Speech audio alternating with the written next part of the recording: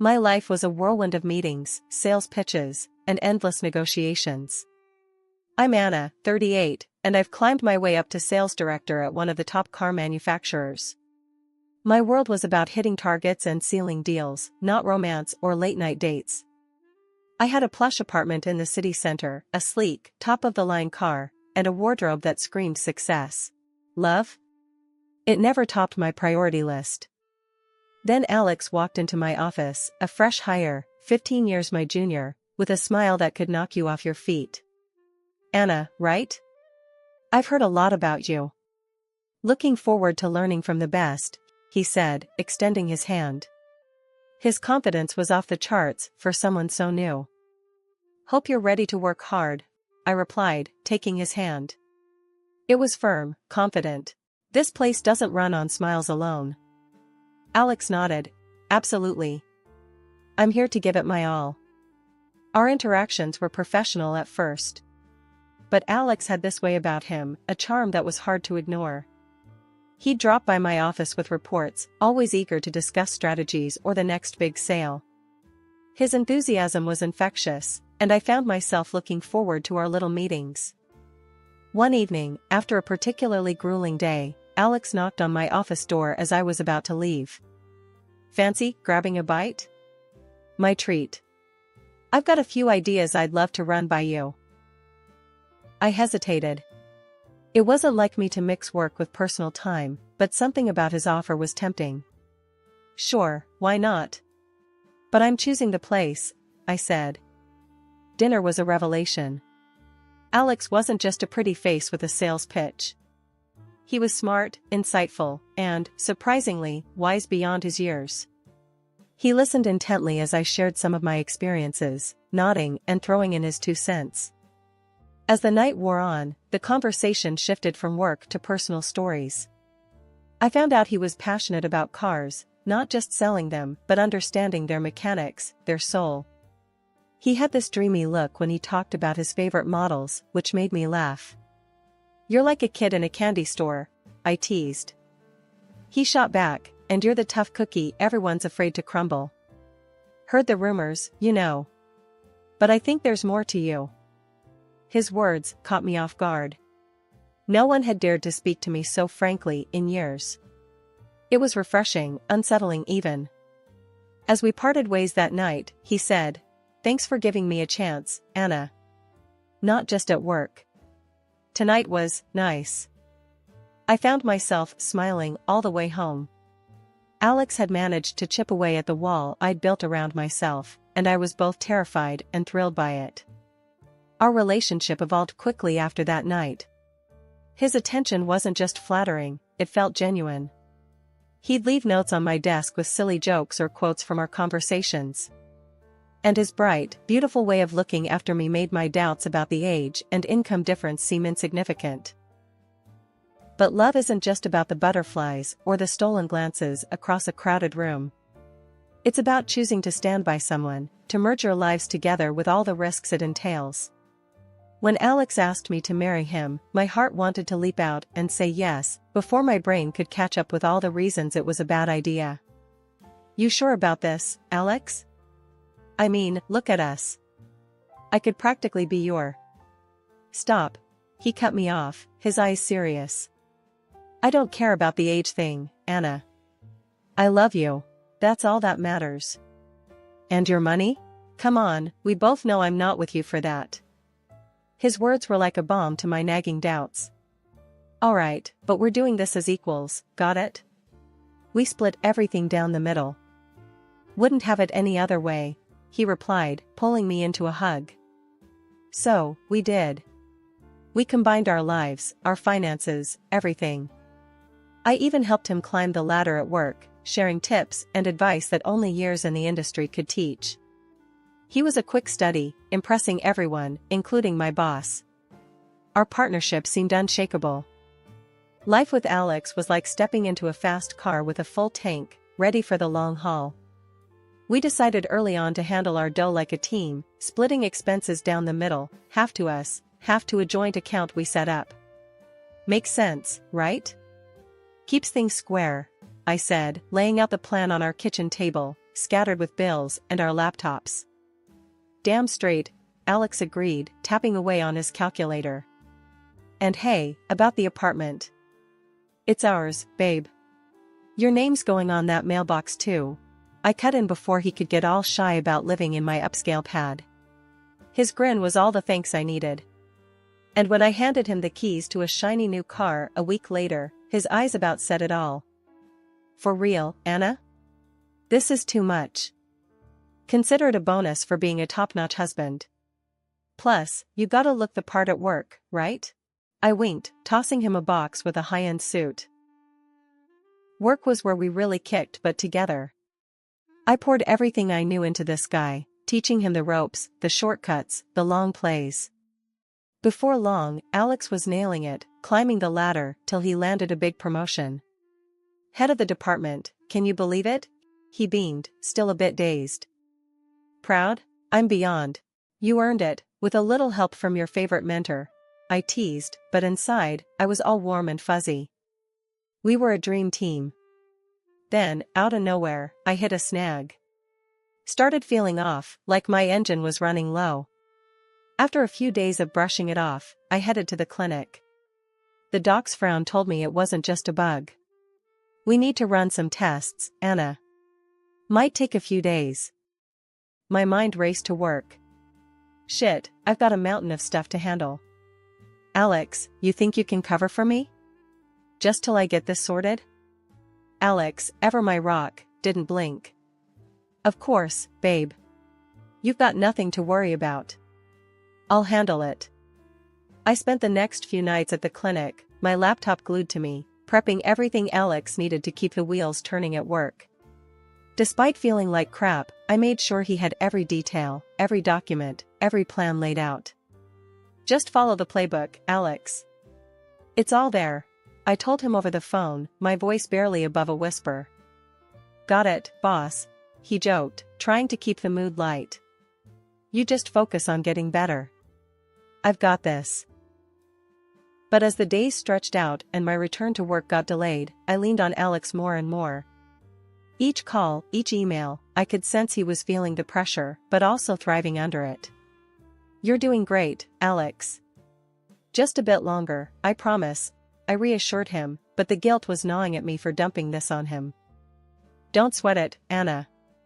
We're in this together, right? You do the same for me, he said, and I could hear the smile in his voice, mixed with a hint of something else. Pride? Excitement? Hard to tell.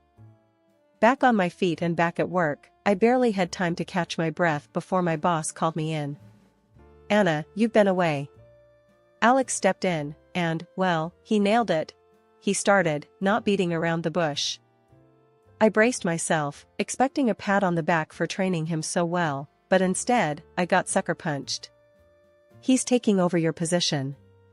You'll be moved to a different department. Lower profile, he finished, avoiding my gaze. I was floored. All the work I'd poured into those negotiations, every strategy, every word of that winning speech, was mine. Yet, here I was, getting sidelined in my own game.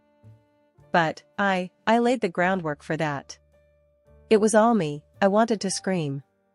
But I bit my tongue, thinking of Alex's career, his pride. Understood, was all I managed, my voice a mix of defeat and disbelief. Coming home, I found Alex, all smiles and victory. Heard you got the news. Babe, I'm so sorry. I never meant for this to happen, he said, but his eyes didn't match his words. They were dancing, celebrating. Yeah, sorry, doesn't quite cut it, Alex. This was my deal, my job. I shot back, anger bubbling up. Hey, let's not get nasty. We're in this together, right? He replied, his tone too light, too dismissive for the bomb he'd just dropped on us. That's when the dynamic shifted. My paycheck shrunk, while his ballooned. And with the money came a change in Alex. He started throwing around words like breadwinner and freeloader, stinging me every chance he got. I tried to shake it off, remind myself of the man I married. He loves me, this is just stress talking, I'd tell myself, but the doubts were creeping in. Then came the nights he wouldn't come home, the excuses so thin you could see right through them. Working late, babe, big deals on the line. He'd text, but the silence of the house screamed the truth. Finally, I'd had enough. We need to talk, Alex. This isn't working. Where the hell are you every night? I demanded, cornering him one morning after he'd sneaked in at dawn. Oh, come on, Anna. You should be grateful I'm still here. A guy like me, with options? He threw back, his arrogance filling the room like a bad smell. That was the moment I knew. The man I loved, the partner I trusted, was gone, replaced by this stranger, spewing insults and taking me for granted. Every day at the office turned into a nightmare faster than I could have ever imagined. My work, my ideas, everything I had poured my heart and soul into, were now being presented under Alex's name. He had compiled an extensive report, a masterpiece of all my projects, and handed it over to the board as his own. The revelation was a gut punch, leaving me winded and betrayed. The board's decision was swift and merciless. Anna, we're letting you go, they said, their words clinical, detached. Your performance has been lacking. The irony of their words, considering my work was flourishing under Alex's guise, wasn't lost on me. I was being fired for failing to perform tasks I hadn't even been credited for. Shell-shocked, I returned home, a storm brewing within me. Alex was there, humming some tune, oblivious to the bombshell about to drop. We need to talk, I stated, my voice ice-cold, cutting through the pretense of normalcy. He turned, that familiar smirk playing on his lips.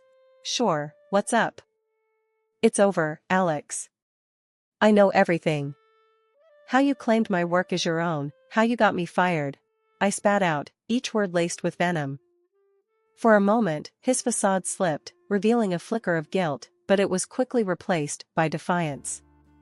Oh, come on, Anna. You're being dramatic.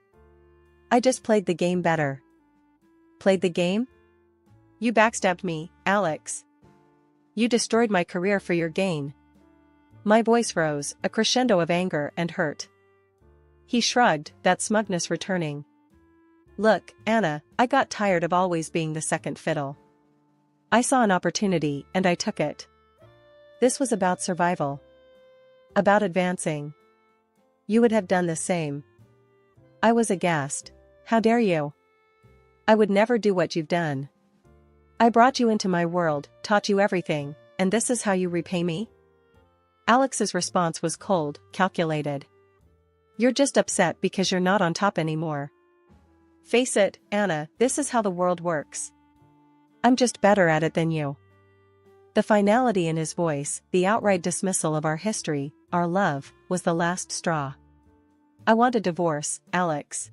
And you need to leave. Now. His laugh was bitter, filled with a disdain I'd never heard before. Fine by me. I was getting bored anyway. You think you're the only game in town? I've got prospects, Anna. Without you holding me back, I'll reach heights you couldn't even dream of. Watching him pack, a part of me wanted to scream, to rage, to make him see the magnitude of his betrayal. But another part, a quieter, more resigned voice, whispered that this was the end of a chapter. A painful, brutal conclusion to a story I thought would have a happier ending. After discovering the betrayal, I didn't waste a second. The shared account we had was bone dry.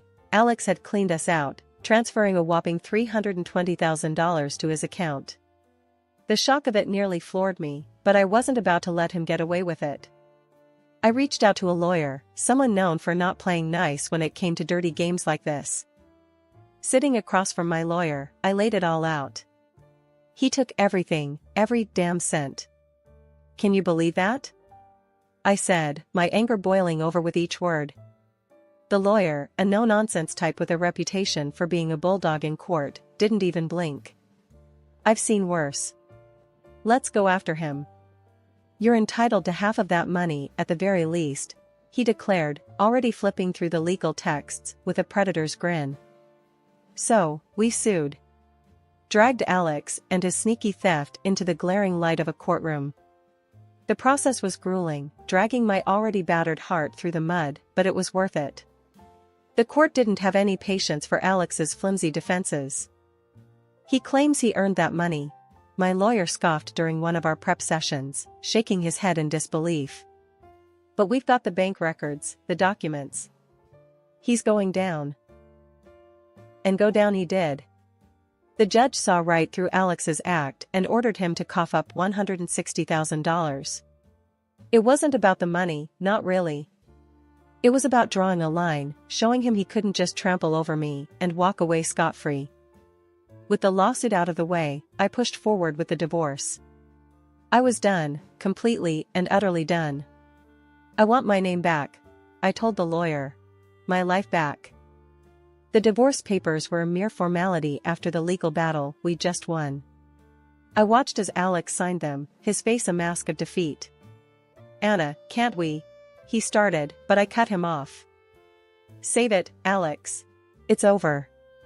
"You made sure of that," I said, my voice cold, final. Walking out of that office, I felt lighter, despite the turmoil that had become my life. It was over. I was free of him, of us. My former surname felt like a shield, a piece of me I'd reclaimed from the wreckage. But life had one more curveball to throw at me. During a routine checkup, still reeling from the divorce and the legal drama, the doctor dropped a bombshell. "You're pregnant," she said, her tone gentle, knowing how much my world had already been rocked. Pregnant. With Alex's child. The news was a jolt, a confusing mix of joy and fear. For a moment, I considered telling him, but the thought was fleeting. No, this was my new start, my chance to build something beautiful from the ashes of my past.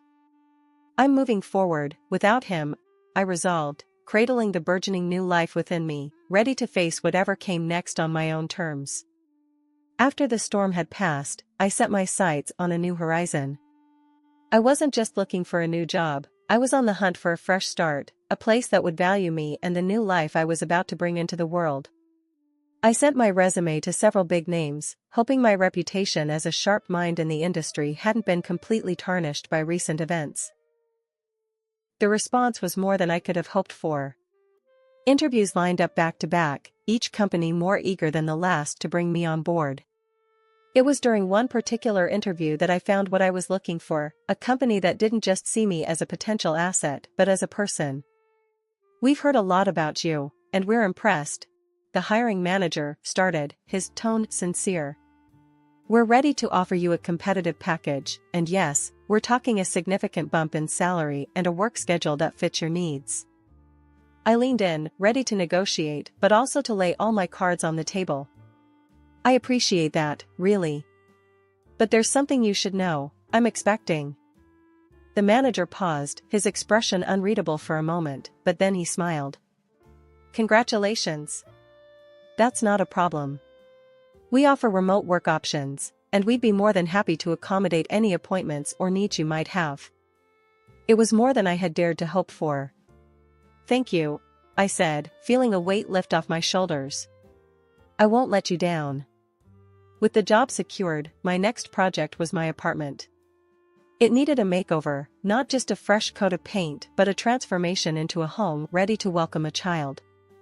I pored over designs and themes, wanting everything to be perfect. In between setting up the nursery and picking out the softest, safest baby gear, I started attending courses for expectant mothers. It wasn't just about learning the basics of childcare, it was about connecting with other women going through the same whirlwind of emotions and changes. We shared stories, advice, and more than a few laughs about the wild ride of pregnancy. "Okay, so I read that babies can hear us in there," I mentioned during one session, tapping my belly gently. "Started talking to yours yet?" One of the moms chuckled, patting her own bump. "Oh, all the time. I'm pretty sure mine's already sick of my voice." It was a community, a support network I hadn't realized I'd needed until I found myself in the thick of it. Every book I read, every class I attended, I felt more prepared, more excited for what was to come. As life started to look up for me, word got around about Alex's rapid descent from his short-lived throne. Mutual friends, the kind you keep out of courtesy rather than affection, couldn't wait to spill the details. "Heard about Alex?" One pinged me, almost too eager. Bombed big time at your old place. They canned him. I couldn't help but feel a twisted sense of vindication, but it was bittersweet. Really? That's unfortunate, I replied, keeping it cool but curious. What happened? Got too big for his boots. Messed up some major deals, lost the company a fortune. Now he's out on his ass, drowning in debt. Fancy cars and designer suits don't come cheap, huh? The friend typed back, a virtual smirk in their tone. The news didn't surprise me. Alex had always had a taste for the finer things, a taste he clearly couldn't afford on his own. His downfall was inevitable, but I didn't take pleasure in his misery. Well, maybe just a little. Then, out of the blue, my old employer reached out, trying to woo me back with promises and apologies. We were wrong, they said. We need you back, Anna. You were the brains behind it all. Tempting as it was to gloat, I declined. Thanks, but no thanks. I've moved on. Found a better fit, I told them firmly, my pride and my new job giving me all the satisfaction I needed. Amidst this, Alex had the audacity to reach out, his message popping up unexpectedly. Anna, we should talk. Heard about the baby. I think we can make this work, for the sake of our family, he wrote, desperation seeping through his words. I stared at the screen, incredulous. After everything, he thought he could just waltz back into my life. Family? You've got a funny way of showing you care, Alex. I'm doing just fine on my own, thanks, I replied, my laughter bitter. His pleas continued, but I wasn't the same woman he left. Look, Anna, I'm in a rough spot. I made mistakes, but we can start over. For our child, he tried again, playing what he thought was his ace. I couldn't help but laugh, a real, hearty laugh this time. Start over? With you? Alex, you're not listening. I'm happy. Truly happy. Without you. Our child will have everything they need, and you? You're not part of this equation. Good luck with your debts. And with that, I blocked him. The chapter of my life with Alex was closed, sealed shut with the knowledge that I was better off. I had my child, my dignity, and a future bright with promise. Life took on a new rhythm with the arrival of my son. The challenges and heartaches of the past seemed to fade into the background as I navigated the joys and sleepless nights of motherhood. I remember calling my mom, excitement bubbling in my voice. He's here, Mom. You're a grandma. I told her, barely containing my happiness. Her response was immediate. I'm catching the next flight out. You're not doing this alone. True to her word, Mom was by my side in no time, her presence a comforting constant as I found my footing as a new parent. It wasn't long before we settled into a routine, and with her help, I was back at work, feeling more determined than ever. The idea of buying a house started to take shape in my mind, a place where we could grow as a family, a stable home for my son and enough space for Mom to stay comfortably. During one of our late-night talks, as we shared a pot of tea and watched the baby sleep, Mom brought up the topic of Alex.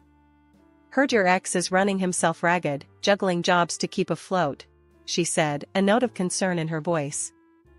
I sighed, the mention of Alex still a sour note in my otherwise harmonious life.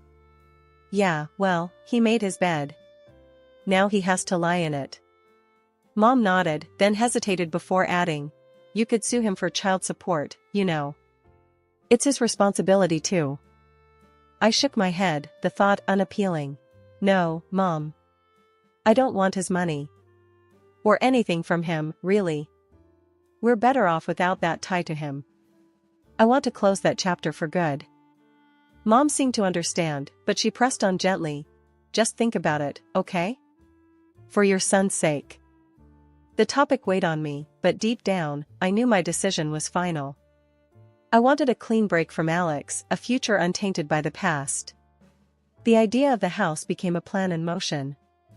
I found myself browsing listings, imagining our lives in each space. What do you think, Mom? Too ambitious? I'd ask, showing her pictures of backyards and spacious kitchens. Nothing is too ambitious for you, she'd reply, her faith in me unwavering. You've proven that time and again. My son's laughter filled our apartment, a sound that made every hardship worth it. My career was on an upward trajectory, my personal life rich with love and support. The house, when we finally found it, felt like the last piece of a puzzle clicking into place, a symbol of new beginnings and hard-won peace.